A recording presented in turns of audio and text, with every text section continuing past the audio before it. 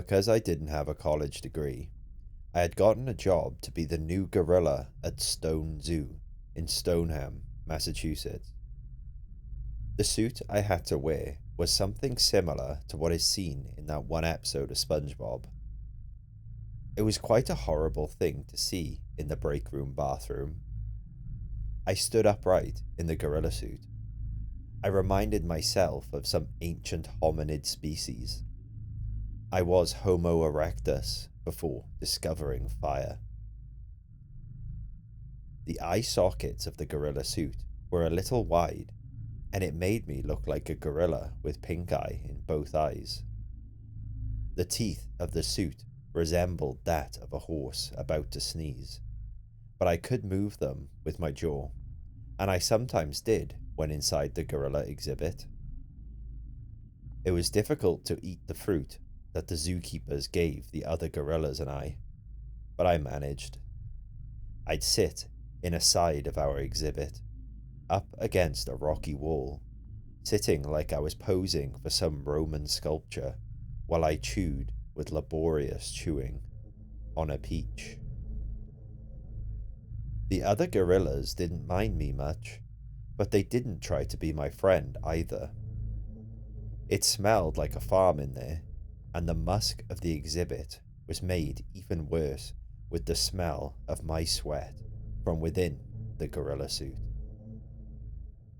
I had indeed pissed myself one day when the male silverback and I got into a shouting match.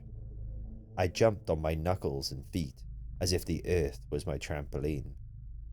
The male bared his fangs and flung spit into my face. Some got through the eye sockets and into my eyes. He beat his chest and I thought he was about to rip off my limbs, but thankfully the zookeepers came in and broke up the quarrel. The worst part of the job was when a school came in on a field trip. "What's wrong with that gorilla?" the children would always point and ask. I was just minding my own gorilla business, slumped up against my favourite rocky wall, while the male silverbacks and female silverbacks checked each other for bugs. "That gorilla is ridden with diseases," I heard the zookeeper's muffled answer from behind the glass. "What diseases?" a kid asked. "Mange, we think," the zookeeper hypothesized. "We took him in because he wouldn't survive in the wild." I sat there and listened. "I hope you feel better, monkey," one child shouted at the glass. I didn't look at them because gorillas aren't meant to understand English. Playing up the part of a diseased gorilla, I just looked at the straw and dung on the exhibit ground and felt sorry for my gorilla self. But the human in me made me turn my head to meet the gaze of the little child. He had a bowl cut and the tiniest of polo shirts I had ever seen. He was waving at me with his mouth ajar as if he hadn't learned to close it yet. He was waving at me, and for the closest of moments, I almost waved back, but then I remembered that I was in a gorilla suit. His teacher shepherded him and the other children away. Later on that afternoon, after a lunch of bananas and peaches, a college-aged couple appeared behind the glass. They were a distant species of emo, and I could smell the unmistakable skunky smell of weed that had wafted up from beyond the barriers. "Oh my God," the girl chuckled, putting her hand to her mouth. "Look at that gorilla." Her boyfriend said something to her, but I couldn't hear from behind the glass. "What's wrong with him?" she asked her boyfriend. I knew I didn't pass for a normal gorilla, but why did it offend me? Yes, I was too skinny to be a gorilla. My arms weren't muscular enough, and my face was horrific in terms of gorilla beauty standards. I looked like the Grinch with black fur instead of green. There was another field trip the next morning, and my appearance made some of the children cry. They ran and huddled around their teacher, where their shrieks accumulated, a horrible thing to hear muffled from beyond the glass. It made me miss the little boy who had waved at me, the only one who tried to be my friend. I was getting used to this. I was getting paid for it, and when I ate Big Macs after work, nobody else in the McDonald's knew that I was in a gorilla suit just an hour earlier. It felt miraculous to be speaking English again when I ordered my food to the cashier, who smiled at me.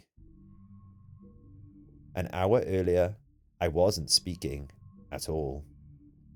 It was my job to erase everything I knew about the English language out of my mind when I wore the face of a gorilla. Of course, I brought the barnyard stench in with me whenever I had dinner at McDonald's, but the cashier never paid any mind to this because I was human too. She wasn't a gorilla. She was a cashier who could smile. Gorillas have no days off, only when the zoo is closed. I spent my morning standing in front of the break room mirror, looking back at a demented gorilla's reflection. Am I you? His eyes begged, with a desperate inflation in them. One weekend churned my spirits, though. The little boy who had waved at me appeared with who I presumed to be his mother, and he smacked a piece of paper up against the glass. His face exploded into familiarity when I turned my head the disinterested way a gorilla would. He had drawn a picture of me and the other gorillas, black stick figures with spiky hair, and there was my depiction in the corner, but he had drawn mine likeness, bigger than the other gorillas, and he was looking at me while holding up the drawing to the glass.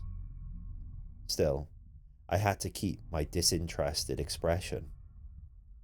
When the boy and his mother moseyed on, I looked at the other gorillas and thought they should have been ashamed of themselves for not looking at the boy's picture he drew for us. The reason why I spent most of my shift against a rocky wall instead of in front of the glass was because the zookeepers had suggested that I might appear a bit suspicious and unnatural looking up close. I lived far away from the public eye, an abomination in the corner, a gorilla outcast. I was getting paid for it. I was beginning to get afraid. When I came home and showered and looked at my actual reflection, I thought I saw my jaw display the slightest of contortions into the horse-like grimace that my gorilla mask had. I would go to sleep and wake up from dreams of being in a jungle, being in a circus, being an actual gorilla. Humanity receded into the gorilla. Reverse evolution. I woke up crying, sweating, and would go to work all the same. Well, I'd say to the zookeepers while shuffling through the break room, a gorilla's work is never done. Astronauts put their helmets on. I put the gorilla face on. A couple of weeks later, on a Saturday morning, the little boy and his mother appeared again. He had the same old bowl cut, and his mouth dropped open in happiness when his mother led him to the gorilla exhibit. I don't know what compelled me to, but I hopped over to the glass. "He's here, Mummy, he's here," cried the little boy. He jumped up and down, but then he saw my face up close to the glass, and his glee lost the wind in its sails. How slowly did his expression become corrupted? How wide became my eyes while I looked at him from behind the glass. How wide my human eyes. How wide his human eyes. It was heartbreaking because I knew he wanted to take backward steps away from the glass, but couldn't because he was frozen in disgust, fear, and something else. Darwin discovering evolution far too early. I immediately felt sorry, but it was too late. The boy was too astonished to break into tears or beg his mother to take him away. "Wait," I shouted. Everyone behind the glass froze. The mother picked up her little boy, his tiny legs moving like a rag doll's in the air, and she carried him away. The gorillas perked up. I turned to see them and their black beady eyes that were so different from mine. I stood upright, surpassing millions of years of evolution, and bolted over to the door of the exhibit. I bursted out of the exhibit through an air-conditioned hallway and out into the zoo. I was met with a cacophony of screams. I hurried past a balloon stand. Some kids let go of their balloons and sent them up into the atmosphere when they saw me hurry past them. Mothers and fathers picked up their children and dispersed in chaos. The employee at the balloon stand dove for cover. I dashed past different exhibits, running through the barnyard smells and violent screams of terror. People got out of my way. I ignored the frantic shouts of the zookeepers. I ran out of the zoo and into the parking lot, which was beginning to look like the aftermath of a NASCAR wreck, cars scrambling to get out of the parking lot. The sound of car doors thudding shut attacked the day. Children cried. I swung my head around, trying to find the little boy and his mother. I couldn't bear the thought of having frightened him. I had to find him. I saw him in the back seat of a Toyota, in a car seat and looking out the window with dewy eyes all ashine with nightmare terror. His mother brought the car towards the parking lot exit. I hurried towards it, but it pulled out into the road. I ran into the road. Cars honked their horns, cars swiveled to the curb as I ran by, running after the Toyota. The Toyota broke into speed, but I kept running. I shouted. Sirens wailed behind me, giving me more reason to run for my existence. To prove my existence, I waved my arms above my head, seeing that the little boy was looking out of the backseat window over the trunk. I heard tires screech behind me. A car door thudded, but I kept running. Joggers on the sidewalk beside the road dove out of the way. The sounds of pistols clapping was the judge's gavel of the day.